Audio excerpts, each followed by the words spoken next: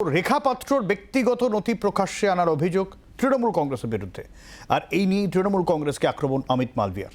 টুইটারে বিজেপির আইটি সেলের প্রধান লিখেছেন, মমতা বন্দ্যোপাধ্যায় লজ্জা হওয়া উচিত সন্দেশখালীর প্রতিবাদী মহিলাদের অবজ্ঞা করতে।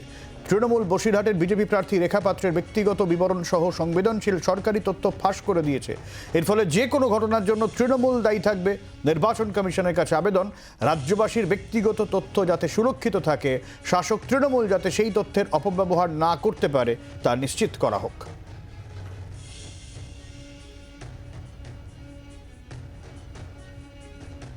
এর আগে রেখা পাত্রকে নিয়ে একটি তথ্য প্রকাশ করেছিল এবং সেখানে বলা হয় রেখা পাত্র সরকারি প্রকল্পের সুবিধা নিয়েছেন, সেই রকম কিছু তথ্য সামনে আনা হয়, এক্স হ্যান্ডেলে পোস্ট করা হয়। তা নিয়ে রাজনৈতিক তরজা বাড়ে। সরকারি প্রকল্প সুবিধা নেওয়ার সত্ত্বেও বিজেপির টিকিটে প্রার্থী হয়েছেন তা নিয়ে প্রশ্ন তোলে শাসক শিবিরের একাংশ। এই ঘটনাকে উল্লেখ করেই অমিত মালভিয়া তিনি গোটা প্রসঙ্গ টেনেছেন এবং তিনি বলেছেন, এভাবে একজনের ব্যক্তিগত তথ্য সর্বসমক্ষে আনা যায় না। সরকারি গোপনীয়তা লঙ্ঘন হয়েছে এবং নির্বাচন কমিশন যাতে এর বিরুদ্ধে ব্যবস্থা নেয় সেই বিষয়টায় অমিত মালভিয়া তিনি নির্বাচন কমিশনের কাছে তিনি অভিযোগ জানিয়েছেন।